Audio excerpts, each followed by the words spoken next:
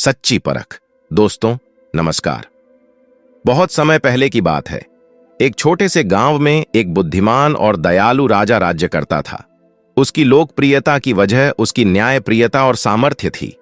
एक दिन गांव में एक गरीब किसान के खेत में एक अद्वितीय और बहुमूल्य हीरा मिला। किसान ने हीरा राजा को भेंट देने का निश्चय किया, लेकिन राजा ने कहा कि वह हीरा किसान की सही परख के लिए एक चुनौती होगी।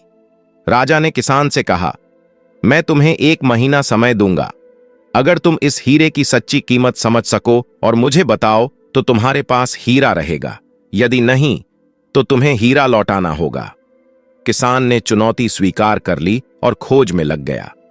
पहले उसने गांव के धनी व्यापारियों से पूछा, लेकिन उन्होंने कहा कि हीरा बहुत मूल्यवान है और इसे बेचने से बहुत पैसा मिल सकता है।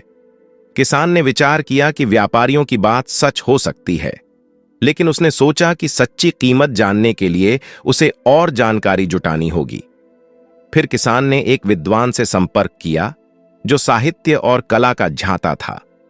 विद्वान ने भी हीरे की कीमत की ऊंचाई के बारे में बात की, लेकिन उसके शब्दों में संतोषजनक उत्तर नहीं मिला। किसान अब समझ गया कि यह हीरा केवल दिखावे में ही कीमती था, लेकिन इसका असली मूल्य क्या है यह अब भी अस्पष्ट था। अंततः किसान ने राजा से मिलकर पूछा, महाराज, मैंने बहुत से लोगों से परामर्श किया और हीरे की बाहरी मूल्य को जान लिया, लेकिन मुझे असली मूल्य समझ में नहीं आया। कृपया मुझे बताएं कि आप इस हीरे की सच्ची परख कैसे करते हैं।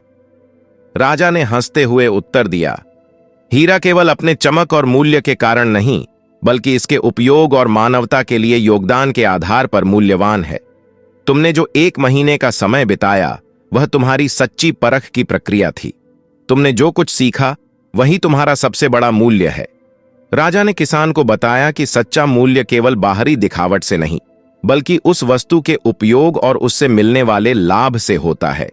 किसान ने इस शिक्षा को अपने जीवन में अपनाया और अपने गांव में हीरा का सही उपयोग किया। इस कथा से हमें यह सीखने को मिलता है कि किसी भी वस्तु की असली कीमत उसके बाहरी गुणों से अधिक महत्वपूर्ण होती है। मूल्य का सही आकलन उसकी उपयोगिता और सकारात्मक प्रभाव से किया जाना चाहिए।